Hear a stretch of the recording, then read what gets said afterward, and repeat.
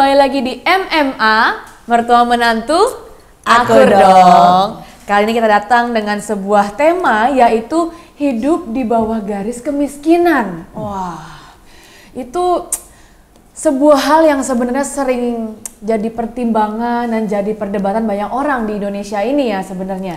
Dan banyak banget yang merasa kayak, kenapa aku lahir di keluarga miskin? Apakah hidupku ujungnya akan selalu begini? Atau bagaimana, apakah aku punya pengharapan atau enggak sih sebenarnya ke depannya? Dan ada sebuah statement yang saya suka. Saya berkata, kamu lahir di keluarga miskin bukanlah dosa dan bukanlah sebuah masalah. Tetapi kalau kamu tetap miskin sampai akhir hidupmu, ada masalah. Sekali lagi kita percaya bahwa Tuhan itu memberkati kita. Amin. Tuhan itu ingin membawa kita dari sebuah dari bawah terus ke next level. Karena itu kita akan belajar dari dua tamu yang luar biasa, bagaimana merubah kemiskinan menjadi berkat buat banyak orang. Mungkin bisa dimulai dengan perkenalkan diri dulu. Wah, dari Bapak Holmes, namanya siapa? Sekarang umur berapa? Umur ya. Sekarang Sensitif Wah, ya kalau umur nggak boleh katanya. Terlihat masih muda ya. Oh iya, jangan lupa. Mari Boleh kita makan, segera boleh menikmati nikmati. juga. Mau makan Karena dulu. sekarang adalah nuansa obrolan. Meja Nah, makan. meja makan. Temanya berubah sekarang kita ya. Dari Sekali lagi ngobrol-ngobrol, santai, tapi Tapi tetap dalam. bermakna. Oke, dari saya ya. dari Iya, Pak iya. Holmes, mari. Silakan, Bu. Perkenalkan nama saya. Mungkin silakan. Ya. Nama saya Holmes Sahat Arifin, biasa dipanggil Holmes. Saya dari Sumatera Utara. Marga saya Sitompul. Ibu dan Ibu Kesia. Nah, Mas dulu. Kan pernah hidup di bawah garis kemiskinan nih. Pernah katanya nih pernah jual ikan teri ya. Coba cerita separah apa pada waktu di bawah garis kemiskinan. Mungkin semua orang tuh nggak ada yang mau lahir dari untuk jadi miskin kali Pasti ya. nggak mau. Nggak ada yang mau Nggak lah ada. pastilah. Nggak, itu menyakitkan lah mungkin buat setiap orang. Tapi seperti Ibu bilang, mungkin hari itu miskin tapi jangan hidup di dalam terus dalam kemiskinan. Bagi saya hidup saya dulu mengerikan. Bahkan kemiskinan itu membuat apa ya? Membuat potensi yang ada dalam hidup kita tuh nggak bisa keluar bahkan sedemikian gitu kan. Apa aja membuat kita tuh jadi nggak pede, minder dan lain sebagainya. Contoh dari hidup saya dulu papa saya tuh sampai harus pergi keluar kota untuk meninggalkan anak-anaknya dan istrinya untuk bekerja, tapi sepulangnya dari pekerjaan juga nggak mendapatkan apa-apa. Itu menyakitkan. Dan itu mungkin mengerikannya di titik itu sampai orang tua saya harus melakukan apapun juga untuk menghidupi ketiga anaknya. Saya, adik saya dan satu kakak saya. Ya setiap orang mungkin nggak pengen dan nggak mau untuk hidup di bawah garis kemiskinan. Hidup dalam miskin nggak mungkin, nggak ada yang mau. Nggak mungkin seorang anak sebutannya apapun juga. Dan hari itu sampai papa saya pergi ke sebuah kota untuk mencari pekerjaan, karena mungkin di kota itu di kota saya tinggal udah nggak ada lagi pekerjaan yang bisa dipekerjakan. Akhirnya keluar kota untuk mencari uang dan mencari nafkah lah ibarat katanya. Jadi sampai hari itu kami harus terpisah, meninggalkan istri dan anak-anaknya. Hari itu sampai mama saya harus menghidupi ketiga anaknya, dan akhirnya beliau, saya ingat banget, menjual ikan asin, dan kami anak-anaknya menjual ikan asin untuk masuk ke pintu demi pintu, mengetok pintu demi pintu rumah yang harus dimintakan untuk membeli ikan asin yang mama saya jual. Akhirnya mungkin kalau sebagai anak malu, mungkin kami anak-anaknya mungkin malu hari itu. Tapi nggak ada yang bisa kami perbuat hari itu. Tapi kami harus melakukannya, mengerjakannya, khususnya adik saya mengerjakannya, dan kami melakukannya. Dan hari itu mungkin kami menikmati hal itu sampai benar-benar apa ya bahasanya, sampai kami itu yang harusnya di usia kami gak melakukannya, kami melakukan hal tersebut. Memang hidup kadang-kadang penuh perjuangan. Iya. Satu sisi itu bisa menghancurkan hati, perasaan, mental, bahkan potensi. Tapi satu sisi itu melatih menjadi semakin kuat. Pilihan seringkali ada di sikap kita, dan cara pandang kita.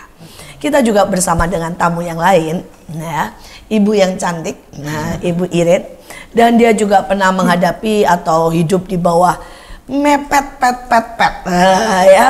Kadang-kadang banyak orang berpikir di bawah garis kemiskinan hanya bisa dialami oleh orang-orang yang secara dari luar miskin, ya. Tapi kadang-kadang ada fase-fase dalam kehidupan ini benar-benar mengerikan. Mepet dan bahkan hutang di mana-mana dan sebagainya. Mungkin bisa sedikit memperkenalkan diri dan cerita masa seperti apa yang mengerikan. Ya, saya Iren Nurkian, ya, dan saya sendiri sebenarnya dulu hidup saya dari kecil itu juga dalam kemiskinan, tapi saya lihat Tuhan tuh tetap baik, ya, tetap baik. Sampai di mana saya itu diangkat Tuhan dengan setiap apapun yang saya inginkan, kadang di dalam hati saja Tuhan kasih, Tuhan kasih. Tapi ada satu titik di mana, ya, pernah saya berapa kali gagal ditipu orang, ya. Tapi karena background saya dari keluarga dididik juga cukup keras, dari kecil pun saya sudah cari uang. Jadi buat saya yang penting saya balik ke Tuhan dan akan Tuhan cepat untuk mengembalikan semuanya. Karena saya tahu Tuhan didik saya, setiap kali saya mulai sombong, ya, pasti dibuat Tuhan itu kehilangan sesuatu. Gitu. Tapi buat saya yang paling ngeri, kehilangan yang paling ngeri yaitu anak saya pulang. Gitu. Anak saya pulang, ya, dan waktu itu suami saya sakit. Tapi kanker. Saya tahu sakit kanker, tapi saya tahu ini didikan untuk naik lagi. Waktu suami saya sakit, kami nyembah Tuhan, ya, sampai dia itu berhenti sakit dan dia tidur. Pernah dari jam 11 malam sampai jam 6 pagi. Saya hanya sama suami tersungkur dan nyembah Tuhan. Saya tahu setiap didikan Tuhan pasti mendatangkan kebaikan. Seperti Roma 8 ayat 28 katakan. Itu semua buat saya hidup untuk saat-saat ini, ya, kesuksesan itu bukan dilihat dari sisi jasmani, materi saja, tapi bagaimana mental kita menghadapi sesuatu masalah itu kita bisa menyelesaikan dengan respon yang baik dengan Tuhan. Betul. Kemiskinan memang bukan masalah cuma di keuangan. Kemiskinan bisa soal mental. Bagaimana kita tidak mau berubah. Bagaimana kita menjadi begitu pemarah dan tidak bisa mengasihi, dan kita menjadi sangat impotent to love and to be loved. Itu adalah sebuah kemiskinan yang lebih mengerikan. Tapi sekali lagi, Ibu Kian sudah bercerita, dia pernah menghadapi sebuah masa-masa yang sangat miskin kesehatan, di mana anak baru saja dibawa pulang dan suaminya terkena kanker. Bahkan tidur pun tak bisa, morfin pun tidak menolong, sangat kesakitan. Tetapi seringkali di lembah yang sangat gelap tetap ada sinar kalau bersama Tuhan. Nah, kita akan dengar lebih lagi. Almes boleh ambil makanan, silahkan. Tapi ya silahkan. Tapi kita akan dengar lebih lagi. Seberapa jauh mereka sudah dibawa Tuhan naik, ya? Seberapa jauh mereka sudah mengalami perubahan. Dari masa yang sangat miskin itu, sekarang nih, Almes sudah pernah ke luar negeri atau ke berapa, atau ke provinsi atau apa saja?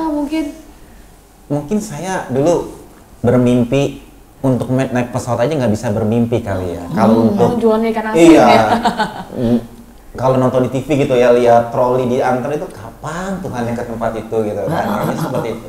Tapi itulah hal yang ajaib yang Tuhan sudah buat di hidup saya. Seperti Ibu Gian tadi bilang, kemiskinan itu bukan hanya identik dengan materi dan lain sebagainya, tapi kemiskinan itu dimulai dari hati yang bisa bisa keluar harta kekayaan yang itu nggak bisa dibeli dengan apapun juga. Tiba-tiba Tuhan nggak tahu bahwa hidup saya begitu ajaib lah. Sampai hari ini mungkin kalau Ibu In dan Ibu Kesia berkata sudah berapa provinsi, saya coba menghitung gitu.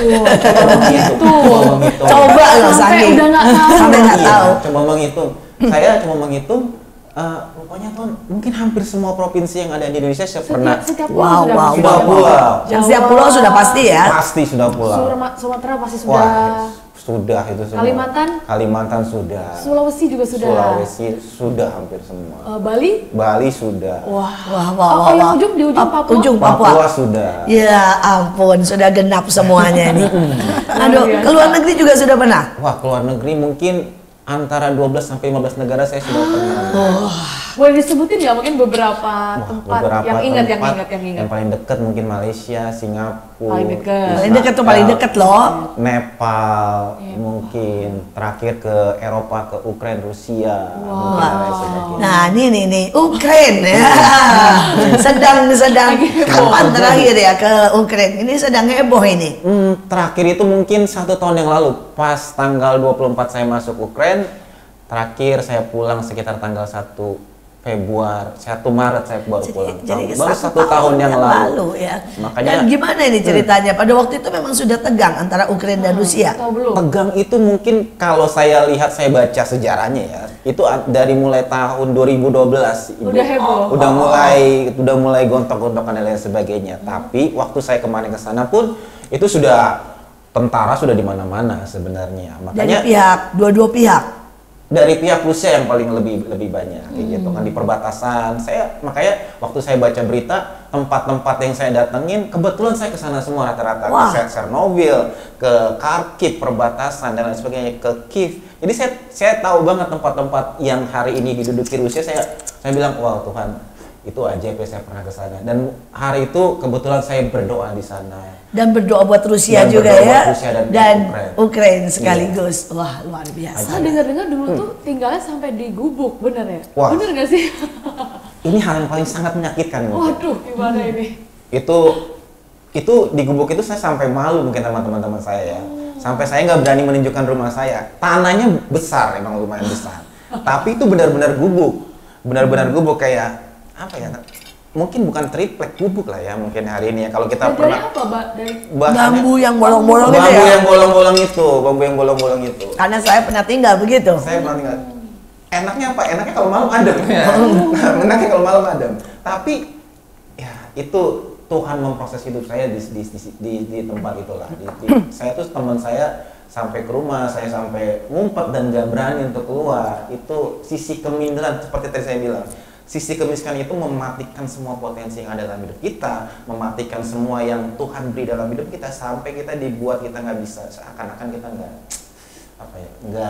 nggak berani untuk melihat yang di luar sana yang Tuhan ciptakan dengan sedemikian luar biasa. Malah sekarang semua pulau sudah didatangi, negara aja 16. Berapa? 12 sampai 15 saya enggak. Kita mau membahas sungguh-sungguh bahwa apa bahaya hidup di bawah garis kemiskinan. Dan kemiskinan sekali lagi bukan soal materi, tapi kemiskinan soal jiwa. Dan pada waktu jiwa kita di bawah garis kemiskinan, ini masalah besar. Tadi sudah diucapkan, yang pertama mematikan potensi. Yang kedua membuat jadi rendah diri, minder. Nah, mungkin bisa ditambahkan bagaimana dan efek ya di bawah garis kemiskinan yang menyerang jiwa.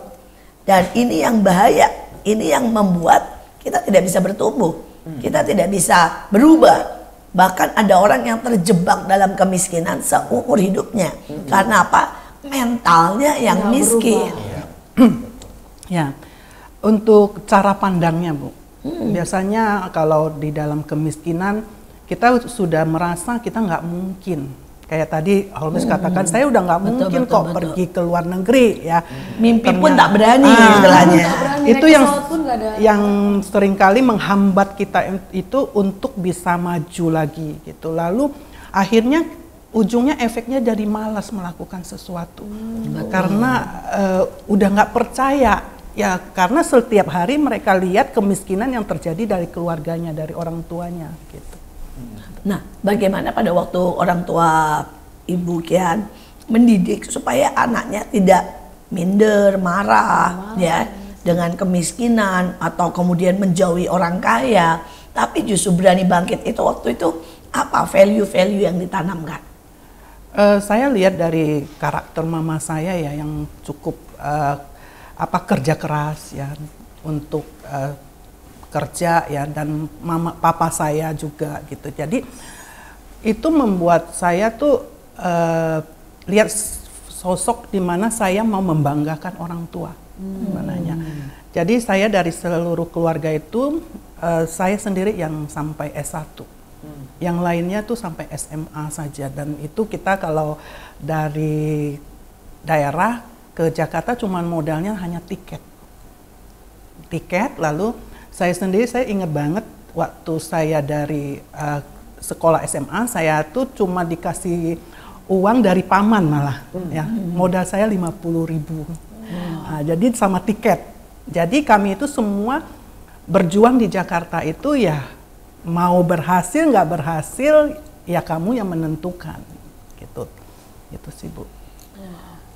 Dengar-dengar pernah ini ya katanya sempat dulu sampai maksudnya di garis kemiskinan sampai apa buang hajat di ladang katanya, bener nggak? Gimana? Pas sempat di kebun gitu, sampai tempat apa kamar mandinya di kebun gitu. Oh ya, kami itu sebenarnya awal-awal nih ya, malah toilet aja nggak ada di rumah. Nggak punya toilet Nggak punya toilet. Malah kalau misalnya buang apa ya di sungai, gitu ya. mana aja. Lalu toiletnya nggak untuk duduk ya. Terakhir mulai sambil koko saya itu udah mulai kerja di Jakarta, mulai ada kirim uang, belilah apa. Itu toilet pun nggak duduk. Toilet jongkok gitu, mulai kita renovasi gitu ya dari awal. Dan papa saya itu seorang petani sebenarnya.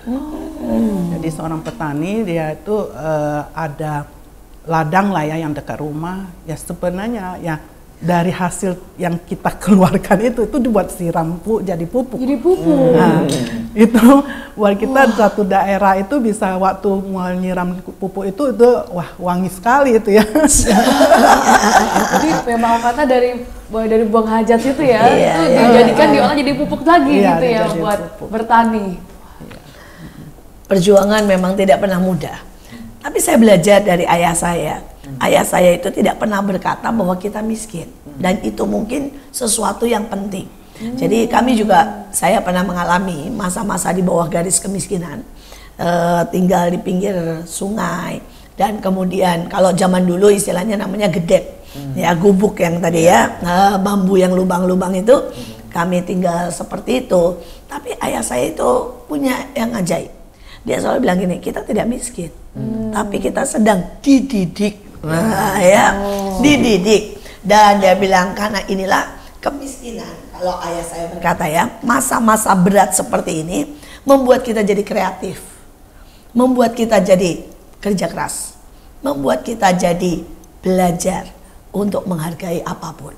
Sehingga mental kami gak pernah miskin, walaupun kami miskin. Ya, tetapi ada banyak orang yang orang tuanya terus mengeluh dan kemudian berkata yang negatif, marah dengan Tuhan, menyebabkan kemiskinan itu masuk di jiwa dan merusak.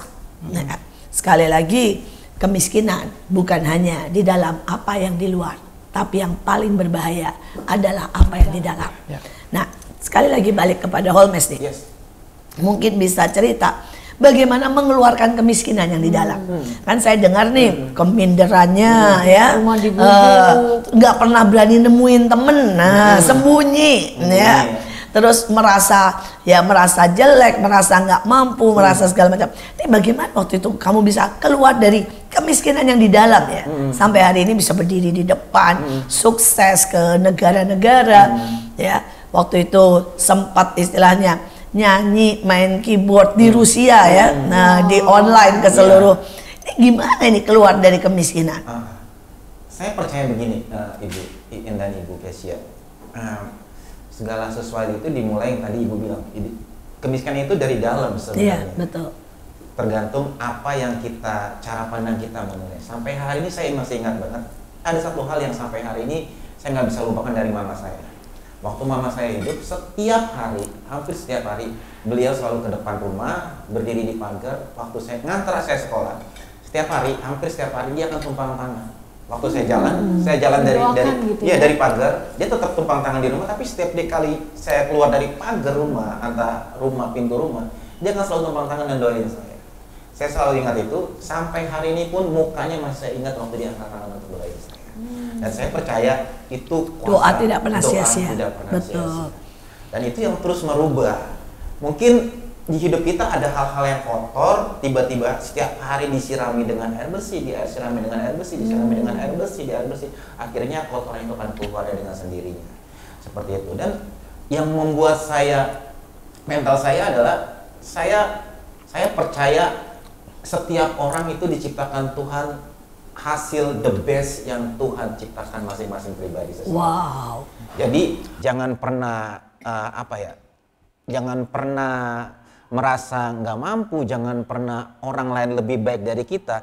Saya percaya setiap orang punya potensi kelebihan dan masing-masing.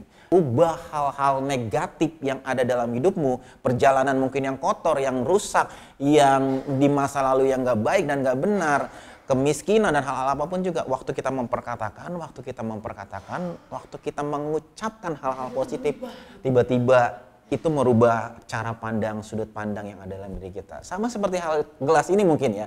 Setiap orang mungkin melihatnya mungkin ada dari bawah, mungkin melihatnya dari atas. Enggak, ada yang melihat dari tengah. Kok saya lihatnya bulat? Orang lain lihat, enggak kok saya lihatnya lonjong dan lain sebagainya. Ada yang lihat dari atas. Nah, tergantung cara pandang kamu melihatnya seperti apa. Ketika cara pandang kamu melihatnya seperti apa, maka apa yang kamu percayakan itu yang akan kamu jalani setiap hari. Nah, mungkin sekarang dari Ibu Kian. Menurut Bu Kian gimana caranya mengubah mental itu? Tidak bisa menikmati, bahkan tidak mau nolong orang, gitu kan. Banyak orang-orang yang mentalnya tuh masih, istilah saya mentalnya masih miskin. Nah, gimana caranya mengubah? Kan maksudnya lahir tuh tidak dengan berkecukupan ya, dengar-dengarnya dari tidak punya toilet aja nggak punya gitu. Mereka aja gini ya, orang kalau misalkan ingin bangun toilet atau bangun rumah pasti milihnya pasti kalau lihatnya duduk kalau sekarang. Tapi ini menyesuaikan dengan yang ada ya di ladang aja gitu ya buang hajatnya. Nah, itu gimana cara ngerubah sampai mental itu bisa jadi beda gitu? Ya, yang pertama sih waktu saya kecil itu saya motivasinya dulu ya. Jadi motivasi. Lalu kedua ya pasti harus dekat dengan Sang Pencipta ya, itu yang membuat kita ini akan diubahkan terus ya. Mengerti kebenaran semuanya itu yang akan membuat mental kita itu bahwa kita tahu bahwa hidup kita itu diciptakan itu sebenarnya kita punya otak ya, punya ininya ya, semuanya yang semua orang punya ya. Iya, lalu kan banyak juga kita lihat ada yang nggak sempurna aja mereka bisa berhasil. Kenapa kita cuma karena miskin nggak bisa gitu? Ada yang kata fisiknya juga tidak sempurna tapi mereka bisa gitu. Iya, itu sih yang mendorong saya untuk bisa punya mental yang dibilang untuk terus agar menjadi orang yang diberkati dan memberkati orang. Gitu. Di mana ada kemauan, di mana ada tekad, di mana ada usaha, pasti ada hasil. Betul. Dan ini adalah contoh dari dua orang yang selalu bertekad dan mau untuk berusaha. Dan kita percaya ada Tuhan yang melihat, ada berkat yang selalu disediakan buat setiap orang. Sekali lagi tetap stay tune di MMA, kita akan lanjut lagi setelah pariwara berikut ini. Tetap stay tune di MMA Mertua Menantu Aku dong.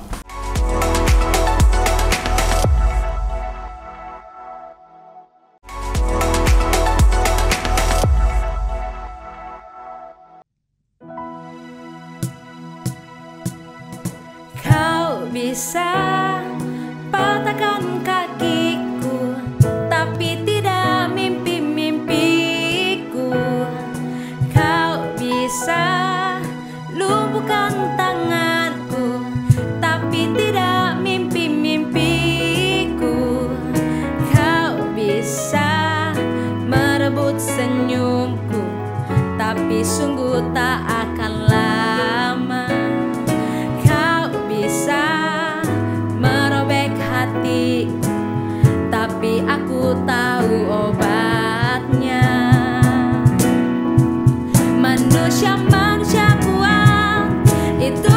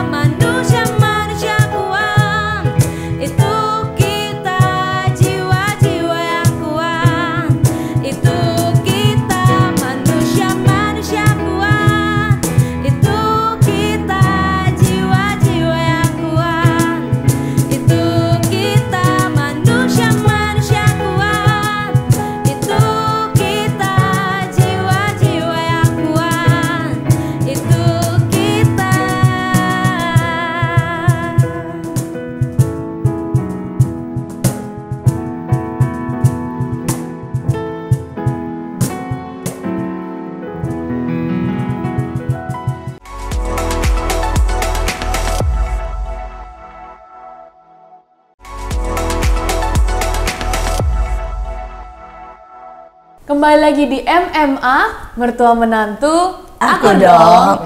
Tetap dengan sebuah tema yaitu tentang hidup di bawah garis kemiskinan. Kita bisa lahir di keluarga miskin, tetapi masa depan itu kita yang menentukan. Kita bisa hidup di tengah keminderan, tetapi waktu kita berani keluar dari yang namanya minder, itu yang akan mengubahkan setiap garis kehidupan kita. Sekali lagi, inilah hidup di bawah garis kemiskinan. Tidak selalu di bawah garis, tapi bisa di atasnya sekarang. Ada dua, sekali lagi pembicara yang mereka mengalami. Mereka tidak hanya bicara, tapi mereka mengalami. Mereka tidak hanya berkata-kata, tetapi mereka adalah orang yang sudah membuktikan. Tekad tidak pernah sia-sia. Hati yang berubah, mental yang dikuatkan, itu membawa kita kepada sebuah keberhasilan. Mari Bapak Holmes, coba mungkin bisa cerita satu atau dua kali bagaimana istilahnya yang membuat Anda bangkit dan bagaimana perubahan dari dalam, seperti yang tadi dikatakan perubahan selalu harus dari dalam ya. Nah ini bagaimana ceritanya? Saya percaya begini, hidup itu nggak akan selalu ideal dengan apa yang kita mau. Oh ya, bukan nggak selalu, hampir selalu. Hampir ya, hampir ya. Tidak pernah hampir-hampiran. Makanya setiap orang itu, saya setuju dengan kata yang begini, tunjukkan aksimu. Bagus aksimu. banget. Harusnya kalau saudara atau saya miskin, ayo tunjukkan apa yang ada padamu. Wow. Mulai berdiri dari apa yang kita punya hari ini. Mulai berdiri, karena tadi seperti saya bilang, bahwa Tuhan itu memberikan potensi itu setiap orang pasti beda-beda. Hari itu saya suka banget dengan yang namanya musik, saya suka banget dengan yang namanya musik. Tapi hari itu saya nggak bisa sekolah musik, karena sekolah musik hari itu mahal dan lain sebagainya. Saya cuma bilang sama Tuhan, Tuhan ini gimana ya, saya pengen mencoba, tapi saya nggak, dengan keterbatasan saya hari itu saya nggak mungkin bisa seperti itu. Apalagi hari itu musik sesuatu yang mahal dan nggak mungkin. Dan sampai sekarang loh. Dan sampai sekarang. Ya, keyboard semua tetap mahal sampai sekarang. Iya, saya seorang Kristen, hari itu saya ke gereja, saya melihat teman-teman yang hari itu pemusik yang saya bilang, wow keren ya Tuhan, saya pengen seperti itu, saya pengen banget seperti itu. Tiba-tiba setelah pulang gereja hari itu saya melihat mereka, saya cuma melihat mereka latihan. Habis mereka 1-2 kali saya ke gereja, saya cuma bilang, saya boleh nggak latihan? Saya nggak minta mereka untuk latih saya waktu mereka pulang, saya pencet-pencetin alat-alatnya. Dan hari itu waktu saya itu, oh rupanya seperti itu ya, seperti itu. Saya hari itu pergi ke tempat bengkel-bengkel keyboard, Ibu. Tempat bengkel keyboard. Dan hari itu saya cuma lihat tuts piano mana yang nggak kepake ya, tuts piano mana yang nggak kepake. Saya bilang sama pemiliknya, pemilik bengkelnya, saya bilang, boleh nggak hari saya beli ini atau saya minta ini. Cuma tutsnya doang. Nggak bunyi ya? Nggak bunyi. Kalau bunyi mahal. Jadi nggak bunyi. Saya bilang, boleh nggak saya beli, kira-kira berapa? Tiba-tiba saya dikasih gratis hari itu. Saya bawa pulang tuts. Setiap hari saya mainkan. Setiap hari saya hari itu mungkin tangga nada do re mi fa sol la si do dong yang saya bisa. Minggu selanjutnya saya lihat lagi. Saya mainkan lagi di rumah. Nggak bunyi. Tapi saya bisa menikmatinya hari itu. Jadi nggak pernah les nih ya? Nggak pernah les. Sama sekali? Nggak pernah les. Nggak pernah beli buku?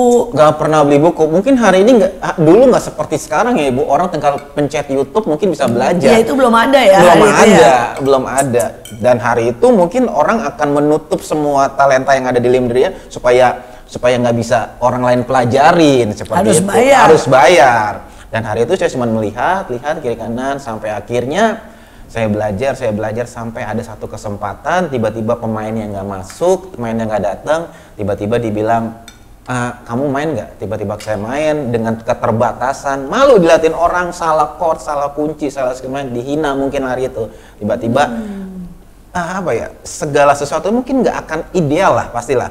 Ada dihina, permainan jelek dan lain sebagainya, tapi ayo tunjukkan apa yang ada dalam dirimu. Belajar, jelek, jatuh, belajar lagi, jelek, jatuh, belajar lagi, sampai benar-benar Tuhan yang akan tiba-tiba bawa hidup kita, tiba-tiba bisa ya, tiba-tiba bisa, dan tanpa kita sadari. Wow, perjalanannya berapa tahun itu? Dari mulai beli tuts. Belajarnya nggak lama ya mungkin ya, nggak lama. Makanya sampai hari ini saya selalu bilang sama orang-orang yang minta saya ajarin, saya benar bilang gini, ibu yang minta atau anaknya yang minta? Karena saya tahu kadang-kadang kan orang tua pengen anaknya sebagai pemusik ajarin dong anak saya anaknya, tapi anaknya nggak minta. Ya itu masalah sebenarnya. Tapi ketika saya bilang ibu yang minta atau anaknya minta, oh anaknya yang minta, saya mau ngajarin. Tapi kalau ibu yang minta kadang-kadang saya ajarin berapa kali, 3 kali 4 kali, tapi kalau nggak lihat progresnya nggak itu, saya akan belajarin lagi sampai saya ngomong ke orang tuanya. Segala sesuatu dari hati. Maka saya bilang tunjukkan aksimu, apa yang ada padamu, jadikan besar, dan kalau nggak ada kesempatan, ciptakan kesempatan. Wow, bagus banget.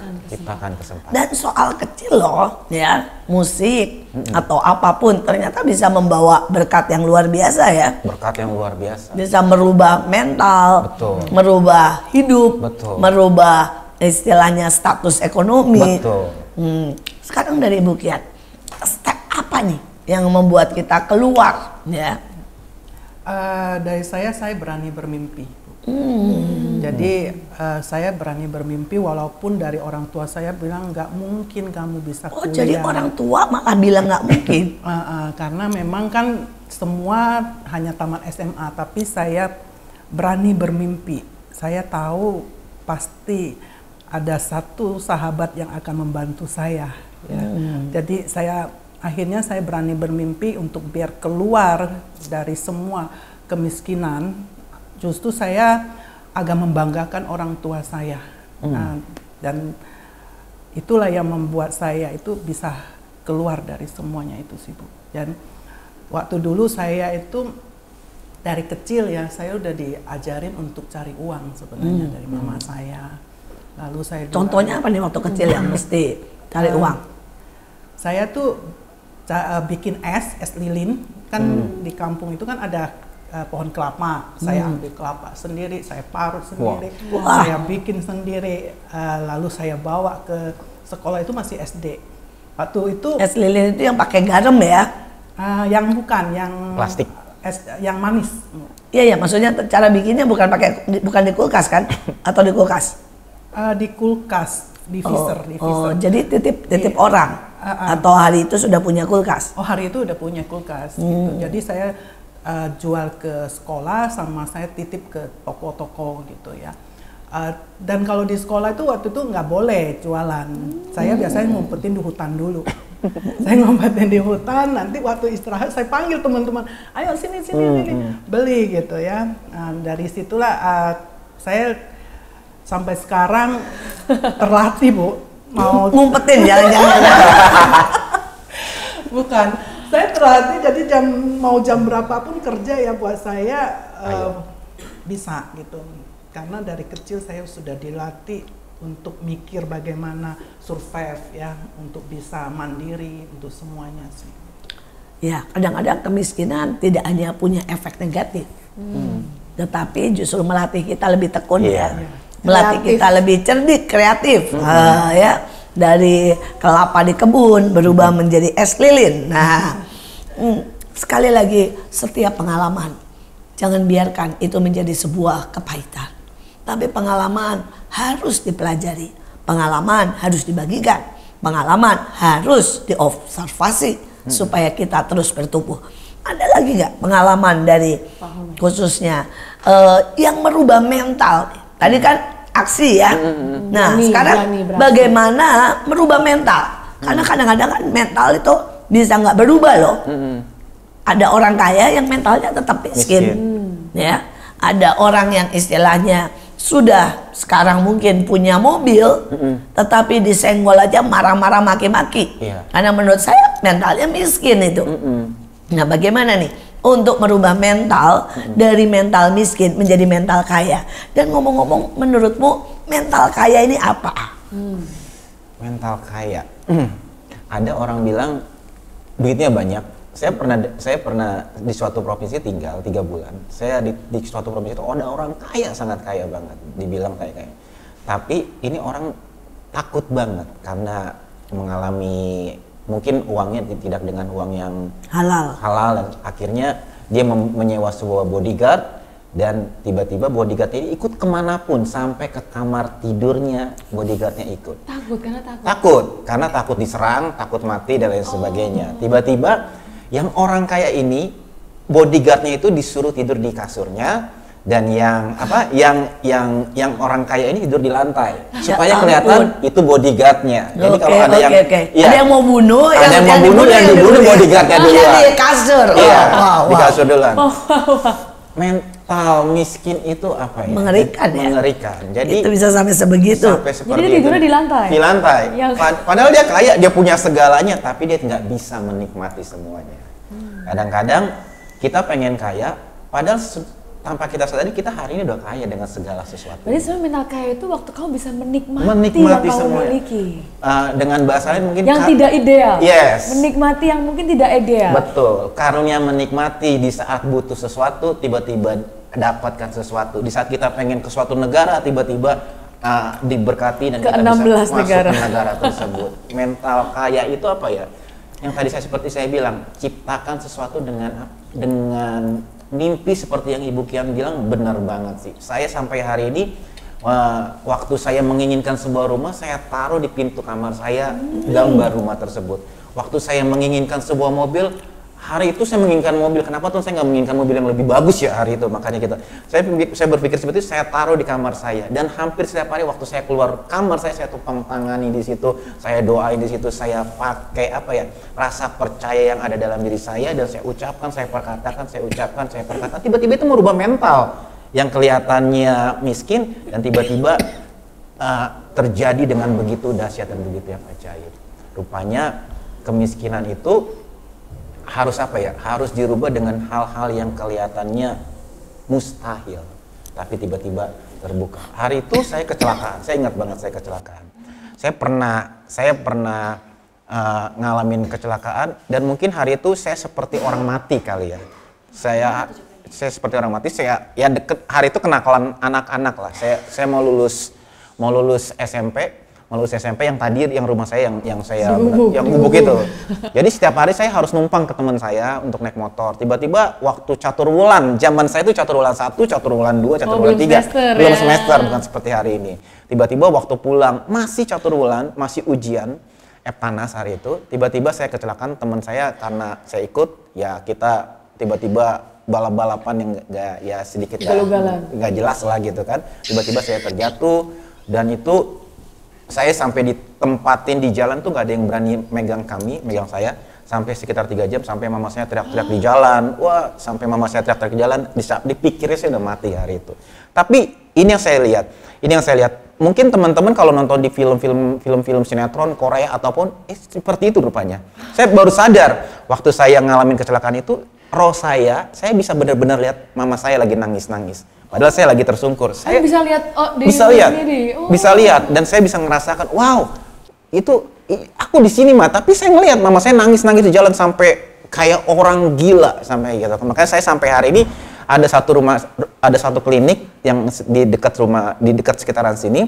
Saya sampai kalau lewat situ saya kesel banget, ini klinik yang nggak biarkan saya masuk dan merawat saya sampai hari ini. Tapi saya bilang, wah saya berkati dan sebagainya.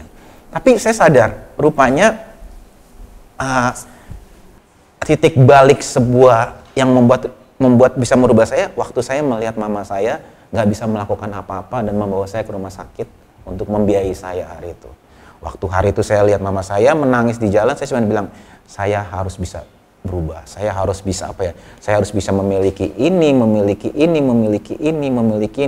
sampai saya ingin menyenangkan hati orang tua saya. Tapi intinya ada titik balik yang benar-benar yang kita kejar dan kita ingini untuk menyenangkan orang-orang yang terkasih, orang-orang yang tercinta yang ada di sekeliling kita. Seperti itu. Luar biasa.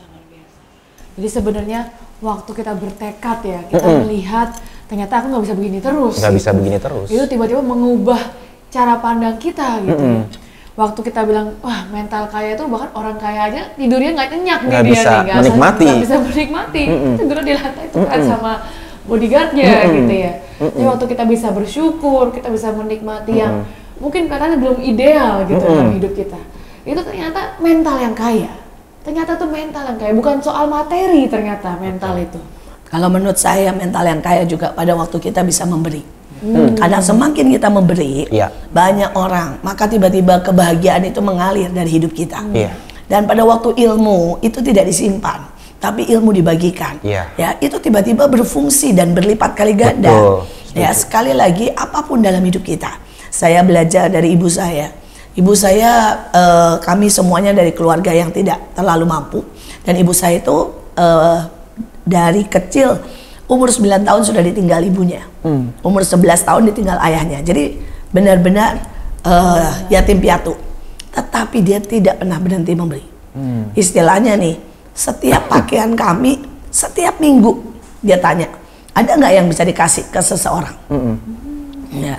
Terus kemudian makanan, dia selalu bilang, ada nggak yang bisa kita kasih? Betul. Nah, ternyata pada waktu kami memberi, tidak pernah makin menjadi miskin.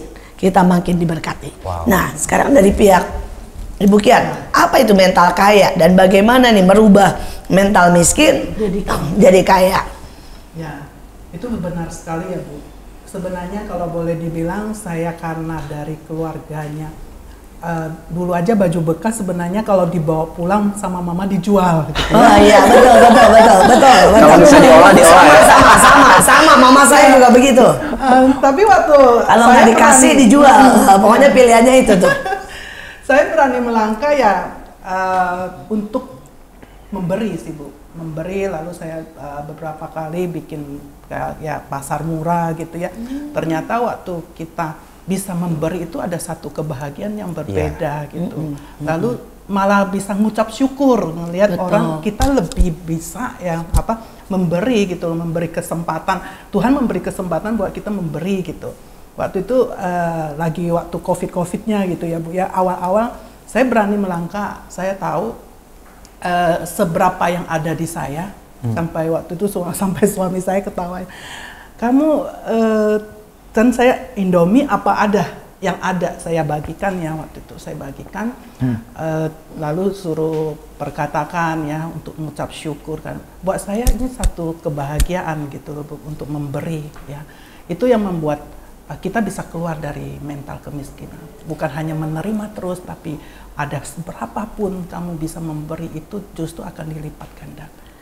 Kalau menurut saya juga mental kaya yang selanjutnya adalah waktu kita terus belajar. Kalau orang miskin itu menutup dirinya. Mental miskin itu menutup diri sehingga mereka tidak bisa menerima apapun. Sebenarnya karena mereka mungkin kadang malu ya. Malu, jadi merasa nggak mau, dia nggak pengen orang tahu dia nggak bisa. Iya, dan dia seringkali pada waktu ditegur reaksinya marah. Betul. Pada waktu kita ini bahkan bertukar pikiran sudah tersinggung. Betul. Nah ini mental miskin. Sedangkan mental kaya pada waktu kita terus belajar. Kita belajar kepada yang lebih dari kita, bahkan kita belajar dari kekurangan. Betul. Kita belajar juga dari kegagalan, dan itulah mental kaya. Sekali lagi, saya belajar dari apapun juga. Jadi saya ini tukang foto kopi atau kopi paste. Ya, hari itu saya lihat anak-anak pada jualan di tukang loak itu ya, jualan kertas koran, jualan baju bekas, jualan tas. Saya sebenarnya nggak ada yang dijual. Saya berpikir, wah saya bisa jualan nih, tapi saya nggak ada yang dijual. Akhirnya apa? Saya pergilah ke tetangga-tetangga saya yang kaya, dan saya bilangnya begini, saya ini ada tugas di sekolah ngumpulin barang bekas. Padahal ya dijual buat saya jajan. Jadi saya bilangnya begitu, saya ada barang jadi dijual lah. Jadi saya selalu melihat. Ya, kemudian saya lihat lagi teman-teman saya itu yang kaya-kaya, setiap kali dari luar negeri bawa barang banyak. Terus jualan di sekolah. Jadi jualan bilang, wah ini dari Singapura loh, ini dari ini loh, gitu ya, pita dan sebagainya. Jadi saya berpikir, kenapa tidak? Kenapa saya tidak jualan? Dan saya pikir, mereka bisa jualan dari luar negeri, saya bisa jualan makanan kampung yang mereka nggak pernah lihat. Jadi saya mulailah jualan istilahnya jelly atau apa yang makanan-makanan kampung yang mereka nggak pernah lihat ya. Dan saya bilang, ini dari paling tradisional, dan saya memang suka ngomong. Itu masalahnya sih, saya tuh jago ngomong ya. Jadi saya lucu sekali, hari itu ibu saya tuh cuma jualan tahu apa itu sama sambal kacang, tapi saya bisa promosi itu dari Cina. Dan anehnya teman-teman percaya lagi ya. Dan beli. Ya teman-teman percaya bahwa ini tahu khusus dari Cina, makanan khusus dan baru tren dan belum pernah ada. Nah itu ya, ya ujungnya seperti itulah. Tapi sekali lagi kaya itu menurut saya yang pertama tadi kita sudah bahas ya, berani potensi, mengeluarkan potensi, berani beraksi ya, kemudian berani bermimpi. Tapi juga mari berani memberi dan berani belajar. Belajar memang gak selalu mudah. Seperti tadi Holmes berkata bahwa ya kita lihat dulu nih ya dari jauh ya. Mari kita terus melangkah karena itu juga tanda bahwa kita kaya. Ya. Luar biasa sekali. Sekali lagi sebelum menutup semuanya ya, kita akan berikan pesan-pesan nih, pesan-pesan terakhir untuk semua orang yang di luar sana. Mungkin yang sedang sekarang masa-masa mengalami kehilangan pekerjaan, menurunnya begitu banyak standar penghasilan, dan ada bahasa baru nih sekarang, dimiskinkan.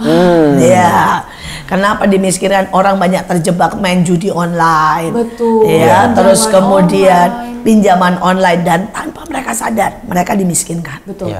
Nah, bagaimana ini? Apa ada statement daripada penangkal supaya jangan sampai kita dimiskinkan? Dari Holmes dulu. Wah. Kalau bagi saya, mau sampai kapanpun nggak akan ada selalu yang ideal untuk kita bisa menikmati segala sesuatunya. Bagi saya, ayo ciptakan kesempatan, cari kesempatan, buka kesempatan dari semua potensi yang ada dalam diri kita hari-hari ini. Sampai hari ini, tadi saya suka dengan apa yang Ibu Iin bilang dan Ibu Kian bilang, bahwa saya dan sama istri saya sampai hari ini saya selalu menyisihkan sekian puluh % untuk saya bisa memberi orang-orang yang mungkin nggak bisa bagi mereka nggak bisa membeli sesuatu dan kebutuhan sesuatu. Tapi bagi saya itu karena apa yang saya pernah alami dan saya mau jadi berkat di situ, dan itu bukan sesuatu yang waktu saya beri tiba-tiba saya jadi miskin dan lain sebagainya. Malah sebaliknya Tuhan tiba-tiba memberikan, memperkaya dan melebihkan. Kalau orang dunia berkata mau jadi kaya, simpen yang banyak. Tapi dalam agama saya, dalam kekristenan saya selalu bilang, waktu engkau memberi, waktu engkau menabur, engkau akan menuai lebih banyak dan lebih banyak. Jadi hari ini cuma bilang mungkin banyak banyak ada di depanmu, ada raksasa kemiskinan, ada pintu-pintu yang tertutup. Hari ini dengan pandemi dan lain sebagainya, pekerjaanmu tiba-tiba engkau di PHK dan lain sebagainya. Tapi saya mau bilang, ayo ciptakan sesuatu yang ada pada dirimu. Kalau engkau melihat nggak ada potensi, ayo buka kesempatan itu. Waktu engkau buka kesempatan itu, belajar berani melangkah, belajar berani melakukan beraksi, dan tunjukkan, dan engkau akan terheran-heran dengan apa yang engkau kerjakan dan apa yang Tuhan buat dalam hidupmu. Seperti itu. Kalau buat saya, dengan kondisi sekarang ini kita lihat peluang yang yang memang harus dikerjakan. Dan waktu peluang itu datang, ayo kita pegang. Dari hal kecil kita setia dan kita tanggung jawab, pasti akan dikasih hal besar dan kita malah menguasai satu kota. Wow. Ya. Dari saya, kita bisa, kita bangkit, kita kaya. Yes. Karena kekayaan tidak pernah soal materi. Kekayaan dari hati, kekayaan karena iman, kekayaan karena pengetahuan, kekayaan karena karakter. Kita bisa, kita bangkit, kita kaya. Orang kaya belum tentu bahagia, tetapi waktu kita berkata kita ingin punya mental yang kaya dengan yang kita miliki sekarang, apa yang kita punya tidak beralasan. Dengan tadi Bapak Holmes cerita waktu dia ingin belajar musik, dia minjem dia beli cuma hanya tutsnya saja, tidak ada bunyinya. Sekian bulan ya belajar tidak ada bunyinya. Tetapi sekali lagi jangan beralasan. Selalu ada cara, mari kita beraksi. Sekali lagi, mental kayalah yang harus kita miliki. Bukan kekayaannya, tetapi bermental kaya. Yes. Dan tiba-tiba kita bisa melihat semuanya tiba-tiba menjadi indah. Semuanya tiba-tiba jadi berharga. Sekali lagi, tetap stay tune di MMA, Mertua Menantu Aku dong. Jangan lupa like, komen, dan subscribe YouTube kita Asia Zara. Dan tetap stay tune untuk episode-episode selanjutnya. Sampai jumpa.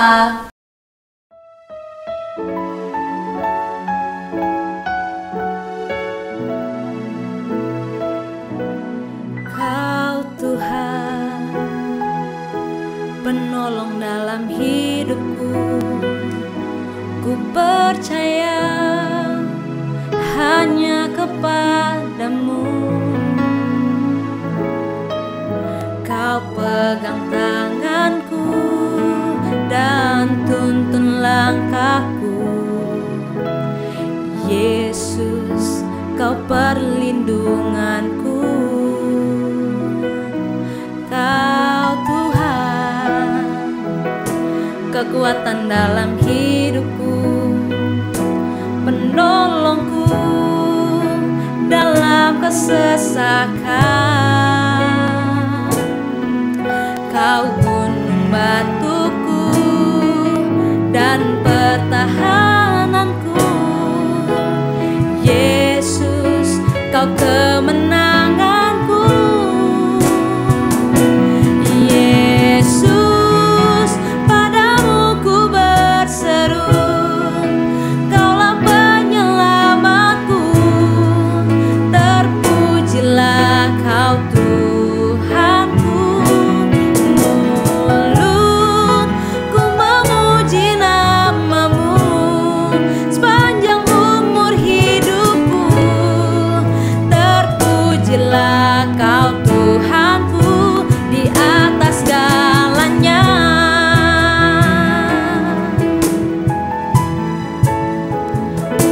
Kau Tuhan, kekuatan dalam hidupku, penolongku dalam kesesakan. Kau gunung batuku dan pertahananku. Yesus, Kau kemenanganku. Yesus, padamu ku berseru. Kaulah penyelamatku. Terpujilah Kau Tuhanku. Mulutku memuji namamu sepanjang umur hidupku. Terpujilah Kau Tuhanku di atas segalanya.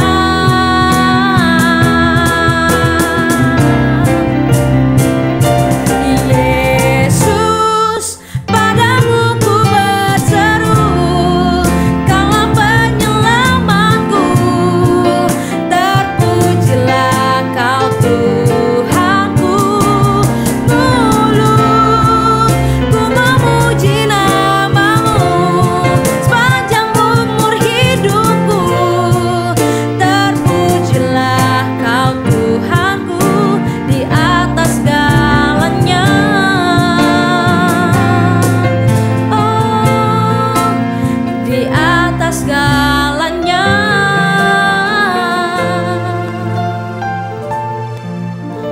Di atas segalanya.